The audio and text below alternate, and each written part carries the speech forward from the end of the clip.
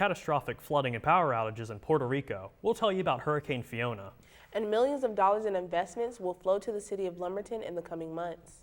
We'll also tell you what's going on with college enrollments, here and nationwide. I'm Chase Foster. And I'm Nae McInnes. Welcome back to another semester of Carolina News Today.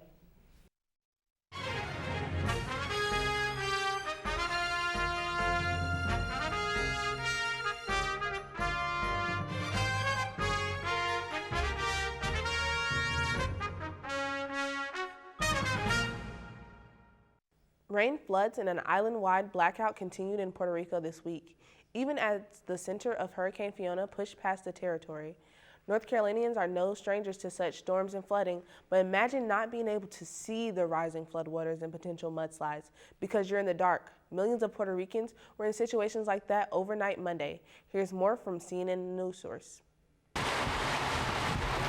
We are seeing tragedy unraveling in front of our eyes again. Puerto Rico is seeing catastrophic flooding in the wake of Hurricane Fiona, according to the National Hurricane Center. Its acting director says he's not sure he's ever seen rivers rise this quickly in the U.S.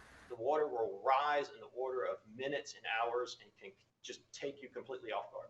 The center says parts of Puerto Rico could see 30 inches of rain by the time the storm is over. Power has been out on the entire island. Incredible frustration.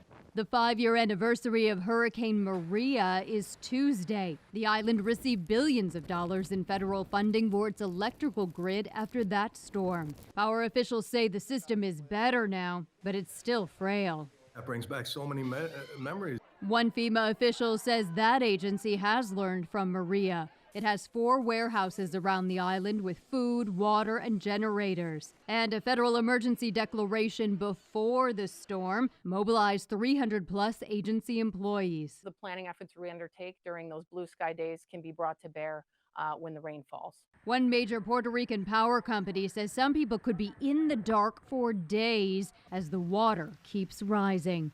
I can hear the pain and the desperation, and you can probably hear it in my voice. I'm Amy Kiley reporting. In the aftermath of Hurricane Maria 5 years ago, Puerto Rican officials estimated nearly 3,000 people died from storm-related consequences. Fiona moved on to the Dominican Republic Monday and came onshore as a Category 1 storm. It's projected to veer away from the United States and reach Bermuda overnight Friday as a Category 4. As we are no strangers to hurricane devastation. Here in Robeson County, the Housing Authority of Lumberton has been awarded $5 million to repair or replace public housing units in areas that were heavily impacted by Matthew and Florence. The public housing restoration funds can also be used to build new rental units in safer locations with a low risk of flooding. In Cumberland County, Fayetteville's Housing Authority will get about $600,000. Projects with unoccupied units or displaced residents were prioritized in the round of grants from North Carolina's Office of Recovery and Resilience. That office has been criticized for failures of its Rebuild NC program. Wednesday, a subcommittee of the North Carolina General Assembly spent hours in a public hearing, questioning the staff on why only about 25% of applicants have had home repairs completed or even started in the last 3 years. Director Laura Hogshead blamed most of the delays on federal red tape, supply chain issues, and a lack of contractors. She said changes the state has allowed them to make should help families get back into new or renovated homes by Christmas. Graphite factory in Lumberton is expected to create 22 new jobs after a $17 million expansion project. Asbury Graphite, headquartered in New Jersey, got a $65,000 grant from the One North Carolina Fund to assist with the project. Asbury Graphite primarily serves the automotive and steel industries. The new jobs will offer an average annual salary of $43,000 in a county where the average currently is about $37,000. Another materials manufacturer will build a new processing plant in Lumberton. Biofill Natural Fibers will invest nearly $11 million and create about 40 new jobs.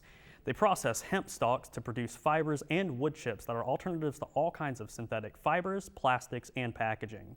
They'll build a 90,000 square foot building to expand operations that started in Pennsylvania. It will include space for research and development. Biofill got a $125,000 grant from the One North Carolina Fund that will be paid out when job creation targets are met.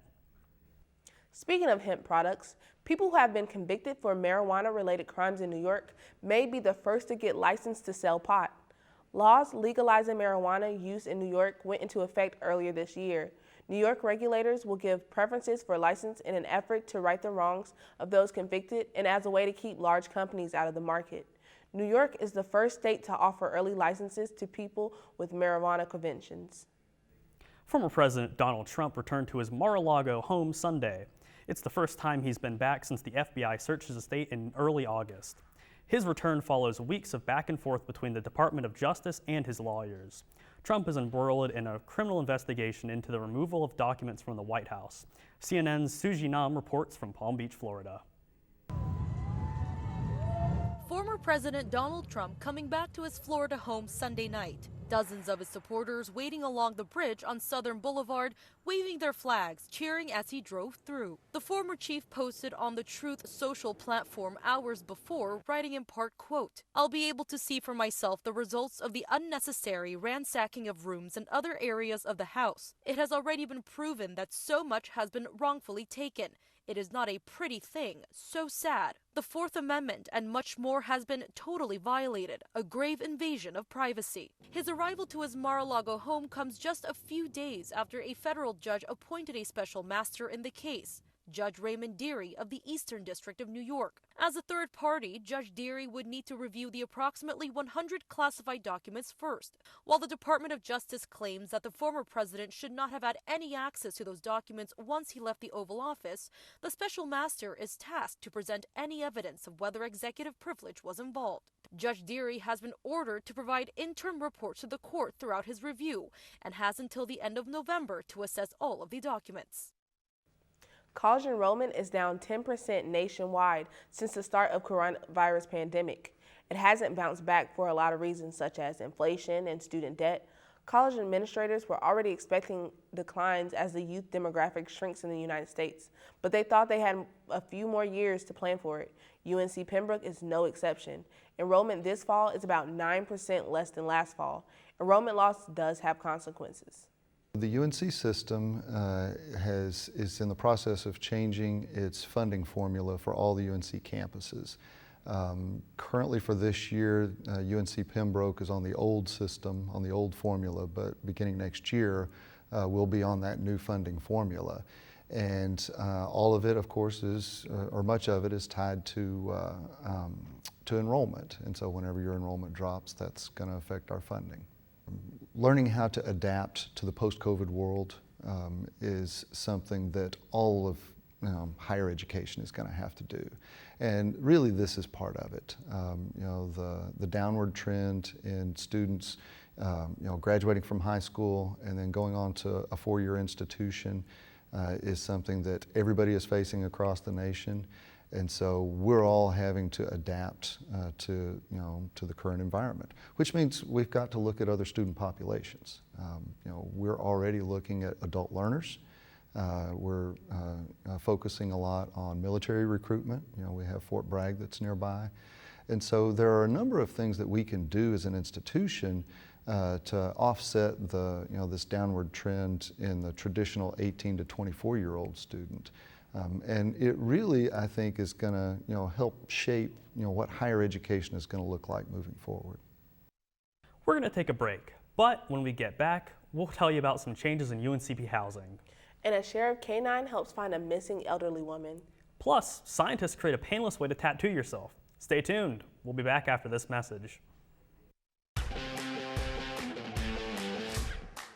Homecoming is exactly that, coming home to our Brave Nation family. Alumni and retired faculty and staff coming back to see each other and you, their mentors, peers, and friends. All of the events planned for homecoming are not only fun, but a time to build new memories with those who are coming home, and as a bonus, strengthen relationships with students who are here. And here's a homecoming survival tip. Greet everyone with your name as if you didn't expect them to remember it. Most of the time, you'll be right. Maybe they'll take the cue and do you the same favor. Because let's face it, Brave Nation, as much as we love each other, there's a lot of us. That's a lot of names. Come out to homecoming. See you there.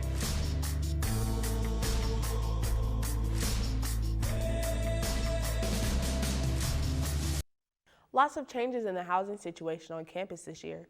A sophomore residency requirement has gone into effect, but upperclassmen were surprised over the summer when the UNCP's village apartments were closed and those room assignments were moved elsewhere.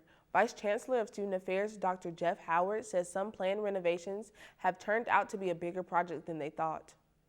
We've brought in an outside firm that are looking at Village and giving us a timeline and estimation of total cost to do the full renovation, and we'll have that report we're expecting in late October of 22, and then we can make a decision moving forward about what the next steps are. Dr. Howard said there's a lot more going into the housing this year than residential students can be excited about. We launched a new programming model in Housing and Residence Life called the Brave Residential Experience, and it's really centered around programming and activities, how the RAs and our housing staff are engaging residents and building community. So we're excited about that new model. I think residents will see a lot of activities, a lot of opportunities to connect with their floor mates or their building mates. There's even an intramural competition between floors and halls as part of that. So that's exciting. The other thing that students have been very excited about, we replaced all the community and lounge furniture in North, Pine, Oak, and Cypress Hall. So all of the residence halls got upgrade furniture, new soft seating, new tables and chairs, entertainment consoles, etc. Totally changed the look of those spaces, and we are seeing a lot of increased usage in those spaces. It's been very popular for students who are returning to come in and see all these new furnishings in their buildings. The university's Board of Trustees met Thursday and Friday to hear reports and vote on some action items. They voted to name certain rooms and other spaces on campus after some benefactors with long histories at the university. This includes the Dr. Ben Hardin Student Lounge in the new American Indian Heritage Center. We'll show you that space when the center is dedicated later this semester. The board also voted to accept architectural services for the new parking lot at the Oxendine Administration Building, which opened last year. They voted to accept services for the HVAC system at the Jones Aquatic Center, and they voted to accept services for roof repairs to both Locklear Hall and Moore Hall. In Moore County, a police dog made the difference in a search and rescue operation when an elderly woman with cognitive issues went missing in the dark of night. Catherine Brown from WRAL has the story. This picture on a rainy, dark night last September 11th tells the whole story of a life saved. But when I saw it, it's the most awesome picture I've ever seen. Hey, come here, buddy. Moore County Sheriff's Deputy Kevin Dean is a canine handler with Officer Roki, a Czech Shepherd with a sharp sense of smell. He can pick up an odor from a paper clip, much less an empty gun. So I'm just touching it with my hands to odor it up a little bit. Roki is now locked in the car while Dean sets up a smell test. I'm just going to chunk it. I'm going to throw it right there in that bush. Hey, Roki. Within 40 seconds, he finds it. Good boy. What you got? A real-world test challenged this canine team in the middle of the night, September 11th. The family of an elderly woman called for help. She had walked outside, away from home. Got a lot of retirement centers in Moore County. We have a lot of people walking away from places. Other deputies teamed up with Deputy Dean and Roki. Roki picked up the scent. In track, actually the dog took a hard left turn and went in the field. Within 40 minutes, Roki led them through an overgrown field and straight to the woman. I got her cupped under one arm. He got her cupped under the other arm, and we stood her up. And as we were standing her up, when he actually took that picture. The picture may look staged, with Roki standing at attention. It's perfectly framed and backlit, but it's a real moment in time, in a joyous moment of relief. I'm gonna have that one framed at the house, so that means the world to me. Catherine Brown, WRAL News. About 70 million Americans suffer from chronic sleep problems. That's according to the Centers for Disease Control. Not getting enough sleep can take its toll on your health, as many college students already know. But one expert says many of the tactics people use to fall asleep are doing more harm than good. CNN's Mandy Geither tells us how to get a better night's sleep. Catching those Z's. Sometimes it's easier said than done. Without a good night's sleep, it can affect both our mental and our physical health. Between 2018 to 2021, Dr. Anissa Dawes says there was a 29% increase in referrals to the Center for Insomnia at Ohio State's Wexner Medical Center. I think it's a bigger problem than folks realize. Dawes says some common tactics may not be helping. First, going to bed early may leave you tossing and turning. Climb in only when you're ready to sleep. Also, get up about the same time every day. Don't sleep in for 3 hours on the weekend, because then we're giving ourselves what we call social jet lag. It's no different from flying from New York to California for the weekend and then giving ourselves jet lag when we come back. So trying to be really consistent to keep that circadian clock in line. After the sun sets, Daw says try to decrease artificial light exposure from TVs, smartphones, or other screens. But when the sun's up, get as much natural light as possible to help with sleep rhythms. Exercise is also key to helping you feel sleepy at night. It can also help reduce stress, another factor that causes lack of sleep. 2 things to avoid: large fatty meals late before bed. That kind of food can keep you up. And alcohol may help you nod off, but Dawes says it also leads to fragmented sleep. As King Charles III takes over the British monarchy, young people in the UK think the institution is terribly outdated. They favor Britain becoming a republic. Deeply admired and widely revered, Queen Elizabeth leaves behind a towering legacy, drawing mourners in their thousands to commemorate her life. We just wanted to pay our respects. Everybody that can will want to come and say their respects, I think. She's very popular. But while statistics show that 2/3 of British people support keeping the monarchy, for some young people, the prospect of a new royal era strikes a different chord. With recent polling showing that over twice as many 18 to 34-year-olds favoured Britain becoming a republic compared to those aged 65 and over. I guess as an immigrant here, I can fully understand the reverence for people from an older generation, and that I guess the fact that this is a big loss for them, especially in their lifetime, so each their own really. It's nice to keep the tradition, but it's just they're not very... They don't do that much apart from bring tourism. They're not as important as they were back in like 100 years ago. I think it's definitely time to rethink, and I know a lot of people loved Queen Elizabeth, and I don't think that same fondness is there for King Charles. For a lot of people it represents colonialism, and it represents kind of like concentration of wealth at the top. The royal family has faced criticism over its colonial past, which it has acknowledged. The enduring Commonwealth, a legacy of the British Empire.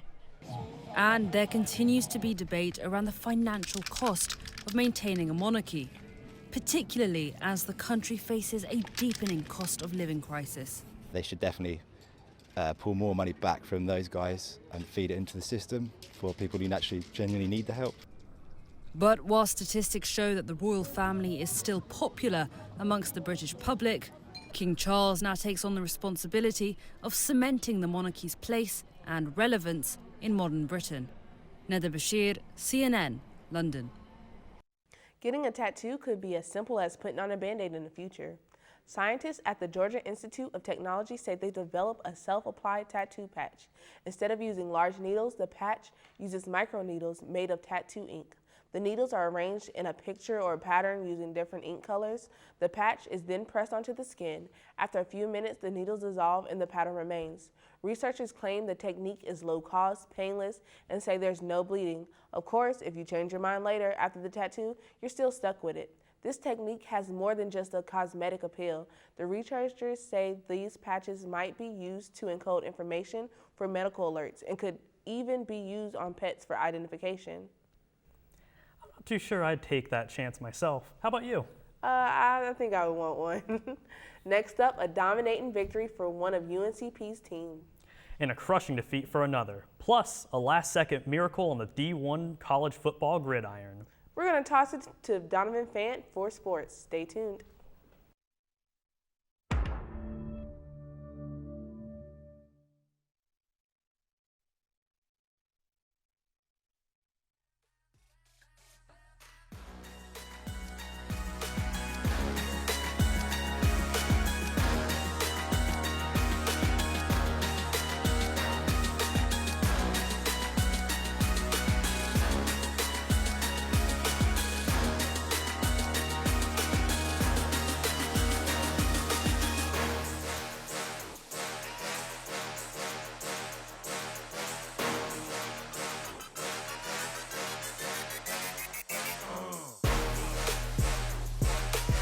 Josh Jones drops back, and he'll fire deep down the field. He's got Javion Smalls again. This time it's caught in a big connection between Jones and Smalls.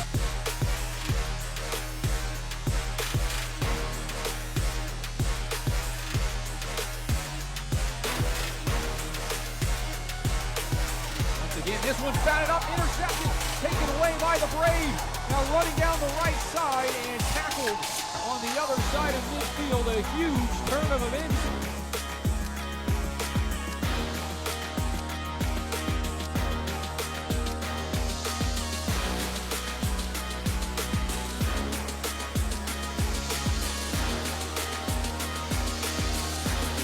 Double pass here as Smith goes to the air. One-handed catch, and it's pulled in. Streaking into the end zone, it's Dixon, and he has a touchdown.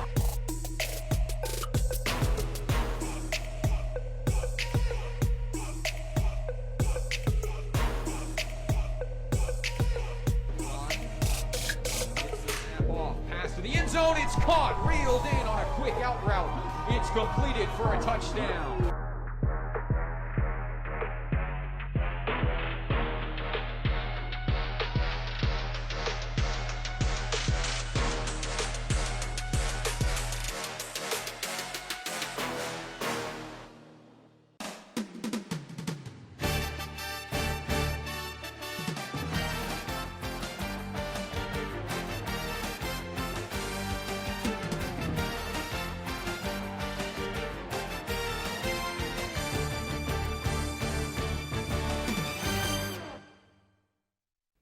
What's up, Brave Nation? Welcome back to another semester of CNT Sports. I'm Donovan Fant. First, let's talk Braves football. Since our show has been on hiatus, the Braves have competed 3 times to start the season off. The Braves traveled to Fayetteville State to take on the Broncos in the Two Rivers Classic. They ended up losing 13-15 after a third-quarter field goal from Broncos kicker Elton Andrew. The following weekend, the Braves hosted West Virginia Wesleyan for their annual military appreciation game. The Braves dominated the first half with big plays on the ground to secure a 29-0 lead going into the break, and proved to be too much to handle for the Bobcats. The Braves finished the game with a program record of 386 rushing yards and a 50-26 victory. After the game, Coach Richardson said that his team was happy to take home the W. We were able to put up 50 points. I don't know when the last time it was that we've done that. I think we had a chance for a shutout there for a long time. I mean, when's the last time we've done that? So, yes, there's some great things there that I think were neat to be a part of, and felt good that our crowd, our fans, everybody could kind of get a glimpse of what we're capable of doing. Redshirt sophomore Zechariah Adams-Duxton ran for a career-best 120 yards and scored in the second quarter to add to the Braves' dominant start in that game. He gives credit to his team's hard work and good practices. I think it just goes back to practice. All of us work hard. We all confident in ourselves. O-line work hard. We practice hard. D-line gives us a good look every week. So it wasn't matter of time it was going to break out. It just was the game. I'm glad to have you early in the season, so it just gives us confidence throughout the rest of the season. Unfortunately, the Braves' defense was on the receiving end of a dominant rushing attack on Saturday. The Braves traveled to West Virginia to take on the Glenville State Pioneers, losing 45-17, despite a 249-yard, 2-touchdown performance by senior quarterback Josh Jones. On the receiving end of both touchdowns was junior wideout Trey Dixon, who finished the game with 7 catches and 75 yards. This takes the Braves below 500 for the season at 1 win and 2 losses. This Saturday, they make a return trip to the Mountain State to take on the Fairmont State Fighting Falcons. Over the weekend, Braves volleyball competed in 2 conference matchups inside Lumbee Guarantee Bank Court. On Friday, the Braves took on the Emmanuel Lions for social media night. Senior Shannon Scrid tallied 9 total kills, reaching that 1,000 career kill mark in a losing effort. As the Lions defeated the Braves 3-1 on Saturday, the Braves bounced back against the Erskine Flying Fleet on Parents and Families Day. The team hit a season-best 356 at the net along with 6 blocks to take home the win. Junior middle blocker Vanya Prazul came away with a season-high 18 kills for the Braves. On Saturday, Braves soccer played host to King University for Soccer Alumni Day. The Braves outshot the Tornado 50-1 with 22 shots on goal, registering their most in the match in nearly a decade. 5 different players scored for the Braves, including a hat trick by redshirt junior Ashley Harris to help secure an 8-0 victory. The Braves have now scored 22 unanswered goals against Conference Carolina opponents this season and start off conference play 3-0. After the match, head coach Lars Anderson said the conference title is theirs to lose. We were the better team. We feel like, as defending champions, the championship comes through and goes through our field, and we're here to defend LREMC Stadium. We love playing here. We had a great crowd. We have some of our alums here today, so it made it extra special. I think it's important for us that we maintain a professional attitude in a game like this when you dominate. We had an opportunity to once again play all 19 healthy players, and it was a performance that I think we can be all around proud about. In other college football news, Appalachian State finished off their game against Troy with a banger. Trailing 28-24 with less than a minute left, the Mountaineers defense gets to safety to bring them within 2 points. Then, after a 13-yard return from sophomore running back Armani Marshall, quarterback Chase Bryce throws up a prayer from the 53 yards out. Those prayers were answered in the form of wideout Christian Horn, who hauls in the tip pass for the last-second game-winning touchdown as the Mountaineers defeated the Trojans 32-28. It was a thriller. That's all the time we have today. I'm out of here. I'll see you next week. Now, back to the studio. Thanks, Donovan. That's it for us. I'm Chase Foster. And I'm Nae McInnes. Thanks for watching, and we'll see you next week.